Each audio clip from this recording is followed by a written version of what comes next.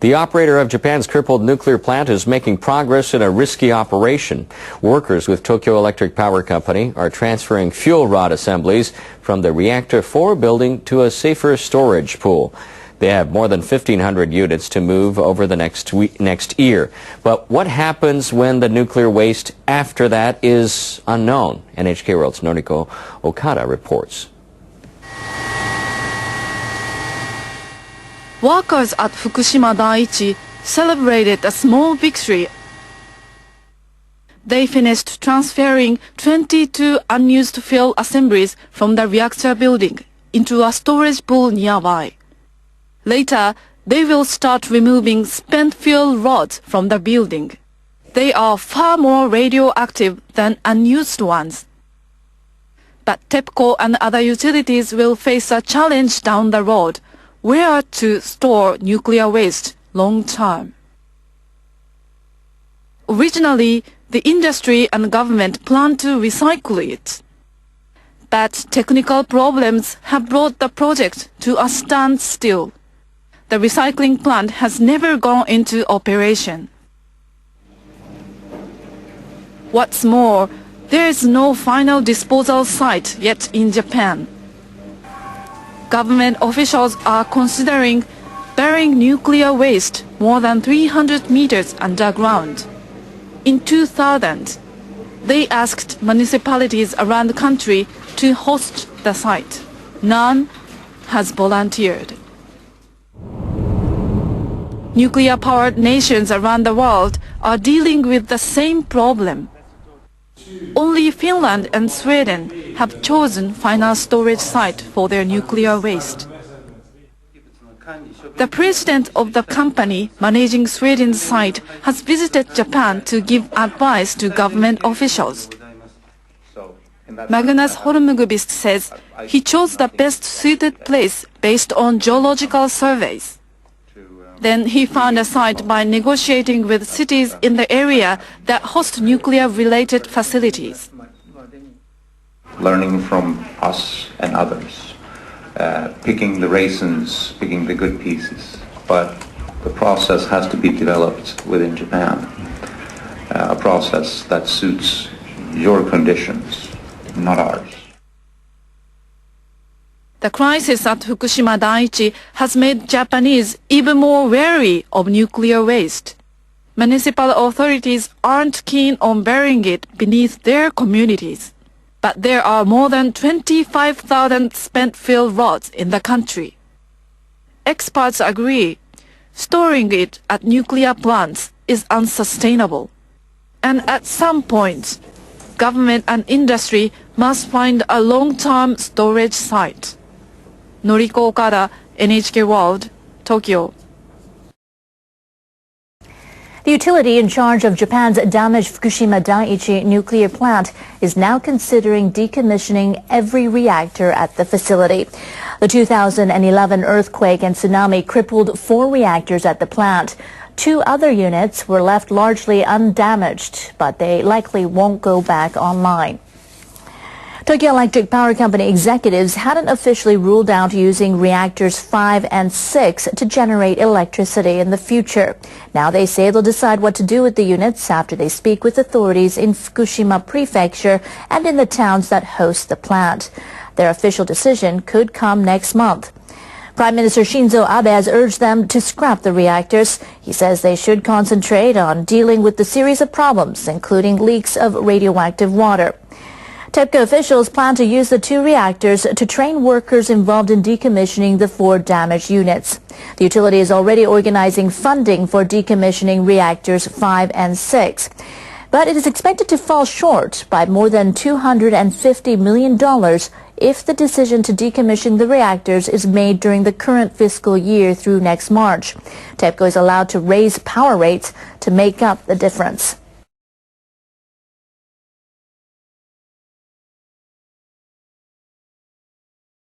Crews at the plant are also making progress in their effort to deal with the growing amount of radioactive water on site. They're testing a decontamination system. Workers wanted to start using the Advanced Liquid Processing System, or ALPS, this year. It is designed to remove 62 kinds of radioactive substances, excluding tritium. But they suspended a test run in June after they discovered corrosion of a tank allowed unprocessed water to escape. They have fixed the problem and restarted tests on all 3 of the system's lines. TEPCO officials say they found that ALPS can't fully remove 4 radioactive materials, including cobalt and antimony.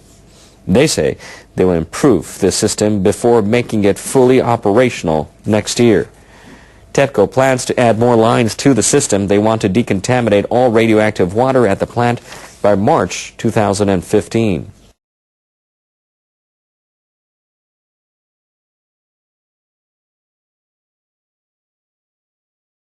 Now, NHK has learned that Tokyo Electric Power Company aims to restart some of the reactors at its nuclear plant in central Japan next July.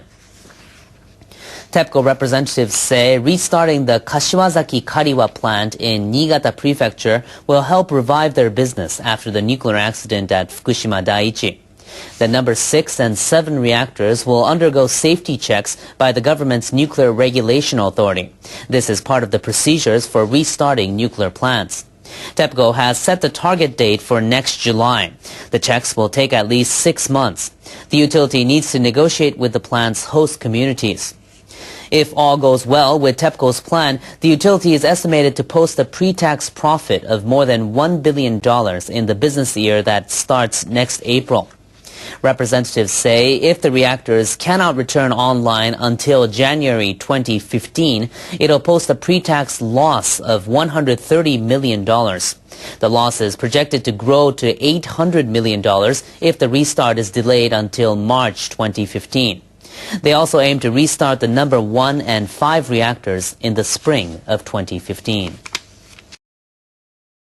The global nuclear watchdog says it will send a team of experts to Japan next week to inspect decommissioning work at Fukushima Daiichi. The Japanese government asked the International Atomic Energy Agency to send the team. 19 IAEA and international experts will start a 10-day visit on Monday. They'll travel to the plant to observe work to remove nuclear fuel from the Reactor 4 building. They'll also conduct hearings with officials from the government and TEPCO, and they'll be examining how workers are managing radioactive wastewater at the plant. Earlier this month, analysts working for the IAEA checked marine pollution around Fukushima Daiichi. The inspectors arriving next week will follow up on that work and then submit a report to the government. The earthquake and tsunami that ravaged northeastern Japan in March 2011 killed more than 18,000 people.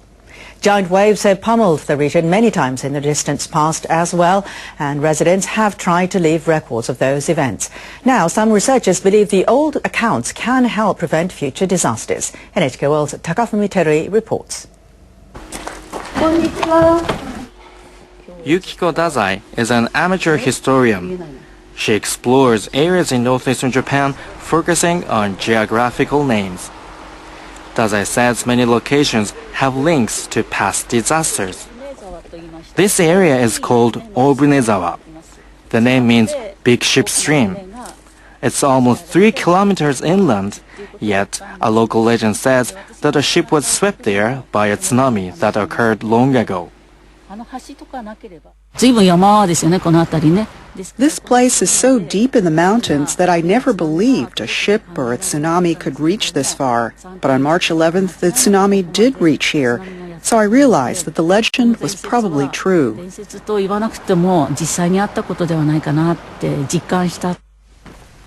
Dazai says place names may hold messages from people living in the area centuries ago. She asks locals about these tales.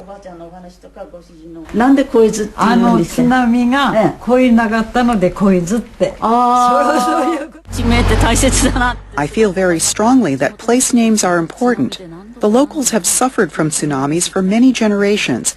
I think these names reflect their experiences. It's not only amateur historians that are studying the past for clues to dangers in the future. Researchers at a national university are digging into the archives to help them prepare for disasters. Last year, Tohoku University established the International Research Institute of Disaster Science. Historian Arata Hirakawa is the director.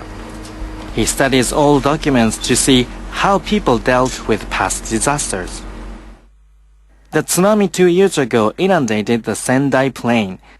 Hirakawa superimposes a map of the flooded areas over one from the 17th century. He found that the 2011 tsunami didn't affect the old main road and nearby villages. He says this knowledge could have helped to lessen the damage from the disaster. It's possible that the highway and towns were built in places that people felt were safe, based on their experience with the many tsunamis that had hit the area. Hirakawa collaborates with other researchers specializing in the science of tsunamis. They are now looking at one that struck in 1611. Researchers had assumed the tsunami was caused by an earthquake with a magnitude of 8.1. But Hirakawa and his team made new findings. They now believe the quake had a magnitude of 8.5. Hirakawa says that if such a massive quake did occur 400 years ago, tsunamis might hit the region more often than previously thought. Hirakawa presents the result of the research in lectures. He hopes to have more opportunities to exchange views with other researchers. If amateur historians dig deeper into the history of disasters in their area and present their research locally, I think our society can develop greater resistance to these catastrophic events. Local residents have left a legacy of their experiences. By uncovering these stories, Dazai and Hirakawa believe they can offer life-saving wisdom to future generations. Takafumi Terui, NHK World. Japanese delegates have been forced to defend themselves. Their government announced during the conference that it would lower emissions targets. This target may appear to be less ambitious. However, this is an ambitious target. Japanese leaders have been struggling to revise their energy policy after the nuclear accident 2 years ago at Fukushima Daiichi.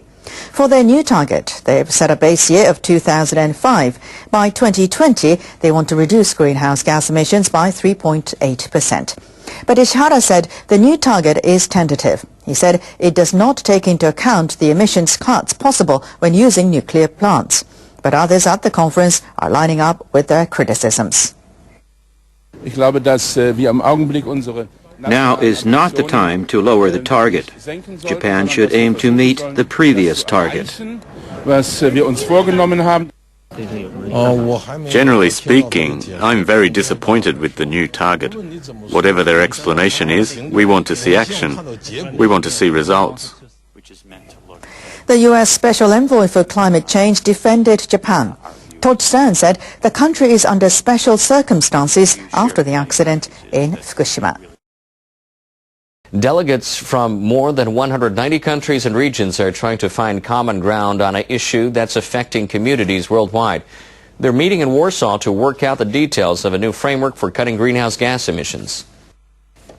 Ministers and other negotiators at the United Nations climate change talks have been debating the issue since last week. The new framework will apply to all countries from 2020. It will replace the Kyoto Protocol, which only binds some industrialized nations. Environment ministers want to finalize an agreement in 2015. They'll discuss a timeline for countries to submit their reduction targets, but they're yet to go into the specifics of the framework. Under the Kyoto Protocol, Japan pledged to reduce its emissions by an average of 6% by 2012 compared to 1990 levels. Environment Minister Nobuteru Ishihara says it's achieved that goal. Some claim Tokyo's new target for 2020 and beyond is too low. But Ishihara says it's important to note that Japan's giving technical and financial help to developing countries to achieve their reduction targets. Deep divisions remain among the parties meeting in Warsaw. NHK World's Mitsuko Nishikawa reports. Kiribati is a small island nation in the Pacific Ocean. By mid-century, rising ocean levels could leave 80% of the main island underwater. Many homes are already vulnerable to high tides. Experts also point out a possible link between global warming and severe weather. A recent example was Typhoon Haiyan, which devastated part of the Philippines, leaving nearly 4,000 people dead and 1,600 more missing. A report from the International Panel on Climate Change says that if countries fail to act, average temperatures on the planet could rise by up to 4.8 degrees by the end of the century. The international community has agreed to try to keep this temperature rise within 2 degrees. But officials at the UN Environment Program say the pace of current measures is too slow. In an emotional intervention, a negotiator from the Philippines urged his counterparts from around the world to act quickly. We can fix this. We can stop this madness right now, right here, in the middle of this football field, and stop moving the goalposts.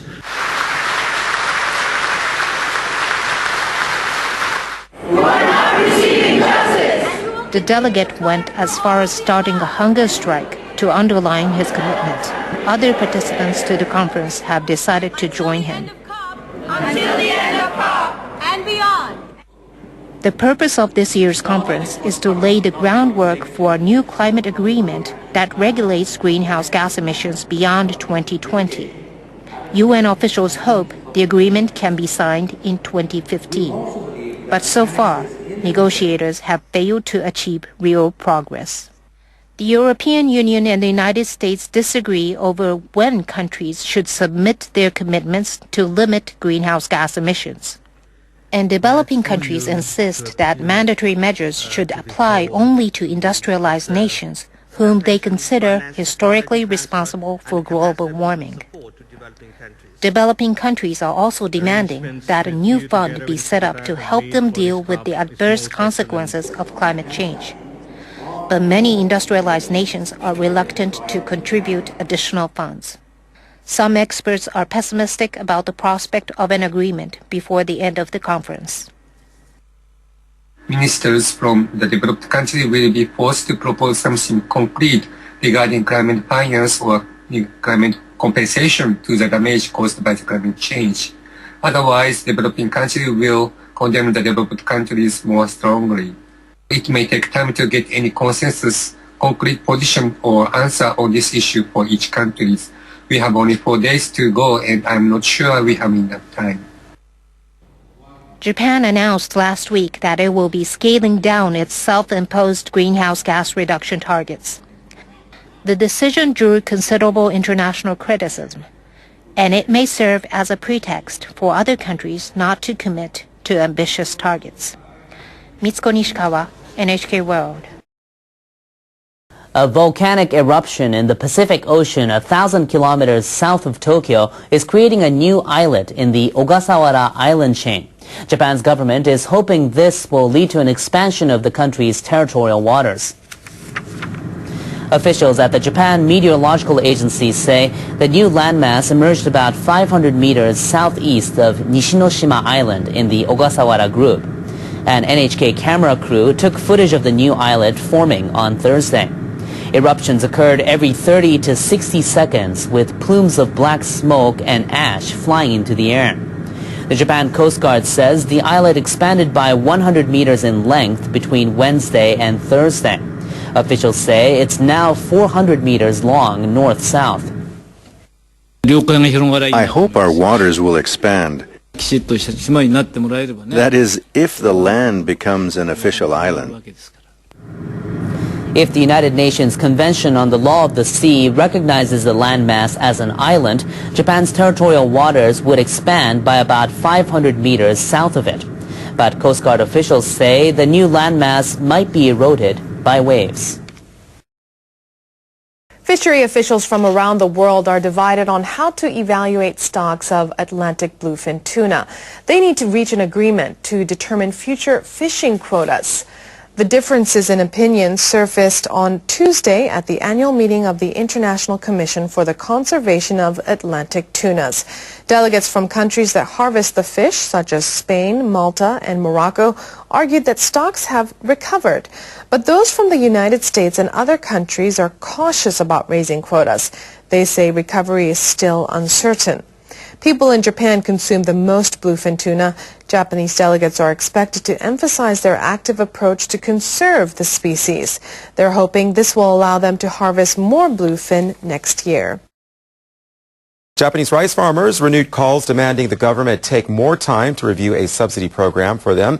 The policy was implemented 40 years ago to stop rice prices from falling. About 700 rice producers and agricultural cooperative officials gathered in Tokyo. Lawmakers from the governing coalition also attended the meeting. This is a major turnaround of rice policy. The government should deal with it thoroughly and cautiously in order to prevent confusion among producers.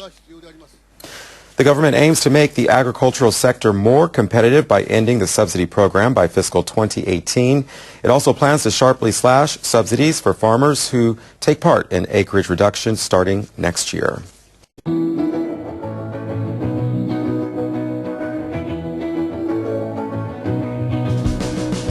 Can you see the way your actions make reaction?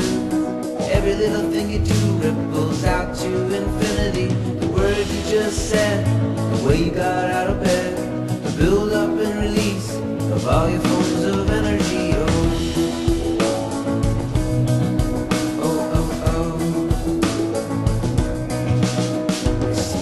Exploding out into every direction, all changing your path as you careen through the dark.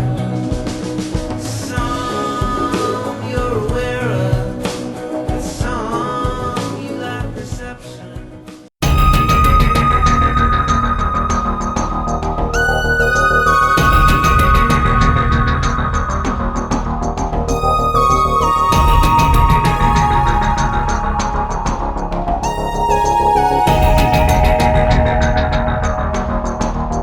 Live, this is One for the Record. I'm Diane, and today is November 24th, 2013. Here are your news updates for today. The Extinction Protocol 2012 and beyond. Mount Sinabung eruption intensifies. Alert raised to the highest level. European satellites launched to eye Earth's weakening magnetic field. China sets air defense zone over East China Sea. Iceland Aska volcano rattled by small earthquake swarms, so heads up on that. Moving on. The Watchers watching the world. Here we go. Red alert issued as tropical cyclone Lihar spins towards land, Bay of Bengal, India. Also, series of powerful explosions at Sakurajima volcano, Japan. Yellowstone, heads up, heads up. Yellowstone trembles again. New earthquake swarm underway. Oh, that's a new one. I didn't even see that. It just came up. I'll repeat that. Yellowstone trembles again. New earthquake swarm underway. Also, Mount Sinabung on highest alert status after 9 powerful eruptions in one day. Indonesia. Alrighty. Series of strong earthquakes rock Iran-Iraq border region. Mount Etna erupts, lava fountains up to 800 meters. I'm concerned about Yellowstone. Alrighty then. Let's move on. Breaking news. TheBreakingNews.com.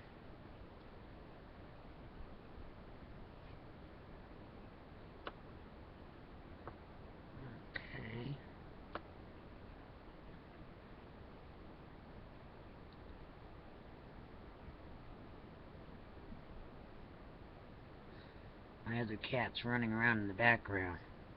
Not Big Boy, but my other cat, Rhodey. She's very shy, but she's running crazy. It's really windy in central Florida right now. Very cold.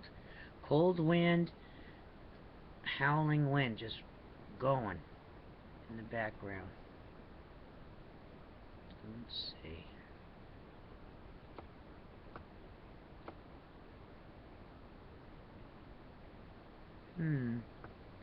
Explosive eruption at the Singabong volcano. Hear the wind? Explosive eruption at the Sinabung volcano in Indonesia 12 minutes ago. Ash to 25,000 feet altitude coming out of John Search.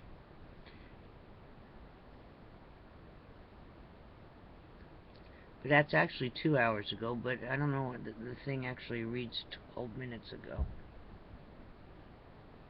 What's that cat doing? What's that cat doing? You might have to check it out. Zippy. I have to send the dogs in. See what's going on.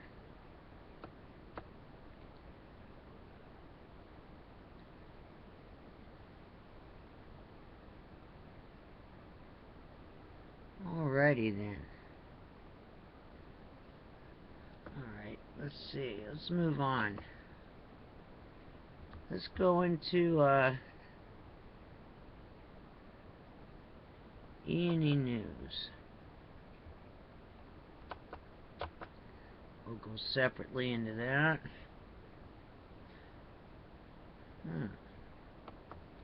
I'm actually attaching stuff on the E&E News.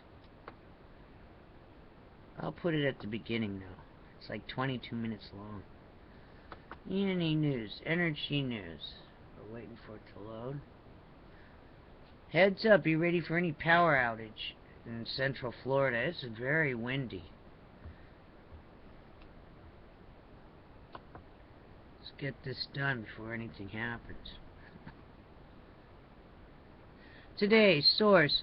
First try to remove spent fuel from Unit 4 could be next week. Very interesting. It says first try to remove spent fuel from Unit 4 could be next week. But then I got all this stuff saying they successfully removed stuff. So what's really going on? You'll see it at the beginning of the... You just saw it, because I'm putting it at the beginning of the video. Nuclear engineer.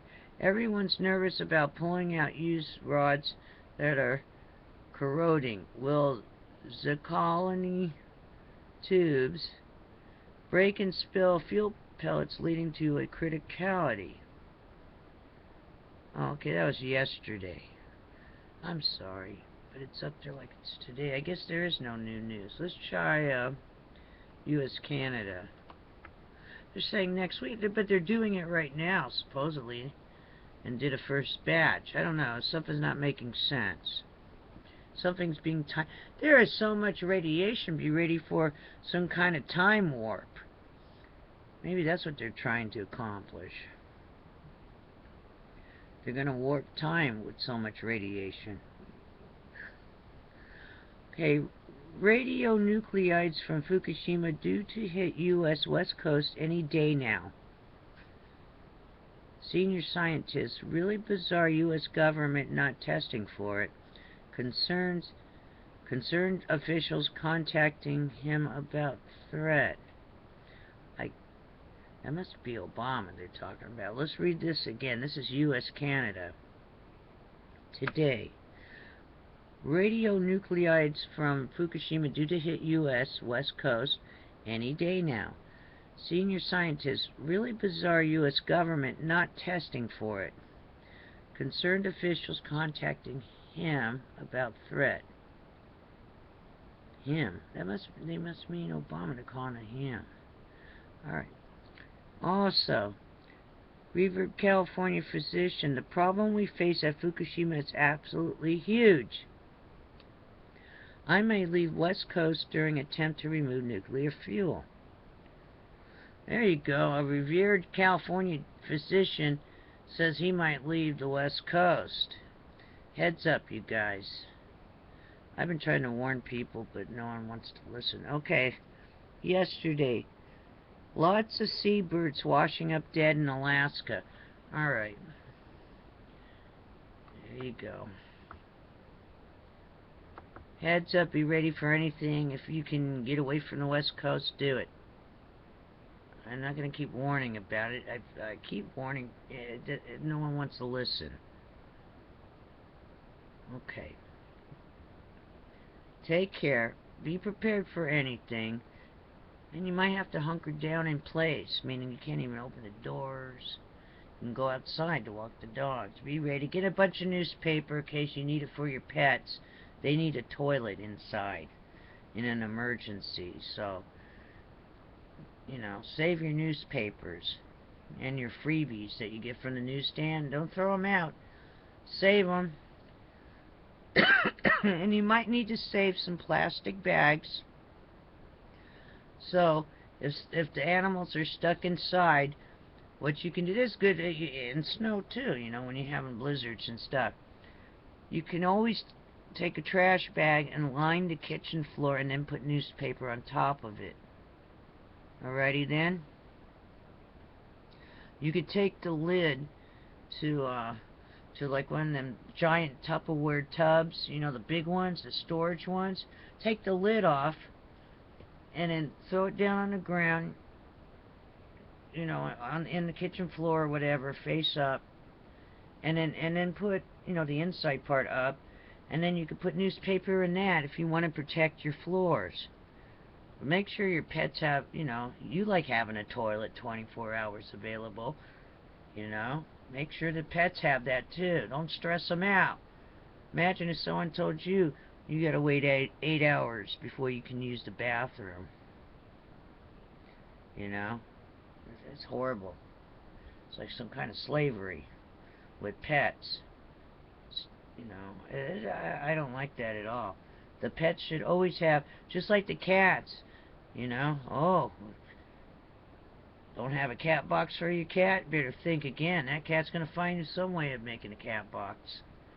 So, the dogs need somewhere to pee or poop also. That's just my opinion. Think about it. Just put yourself in their place. Alright? So, make sure you have plenty of newspaper and something to go underneath the newspaper so it doesn't go through to the floor. And that way they can not be stressed out on that. Especially if they're older pets. You know?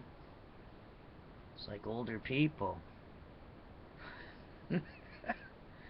Alrighty then. Take care, and I'll see you again tomorrow on the flip side. Stay tuned, I'll attach something. Yellowstone's ticking time bomb. In order to understand this, we must move back to the future. December 21st, 2010, 7.4 Bonin Island's earthquake has created a pattern as seen on isthisthingon.org seismographs. 7.1 Chile, January 1st, 2011, 1/1/11. Pattern still visible. 3/11/11, 9.0 Japan earthquake. Pattern still visible in this time frame. Controversial quake, we have a 4.5 on 4/5/11, Yellowstone National Park. But as of May 11th, 11, things seem to have calmed down and subsided. That is until today, October 11, 2013, where the pattern has re-emerged. When did it begin? Around 9/11/13. Best seen September 12th, 2013 on isthisthingon.org seismographs. Where does this lead us to December 21st, 2013? I don't know, but I see the pattern. It's time to do something about it. One world, one love, peace, stay safe all.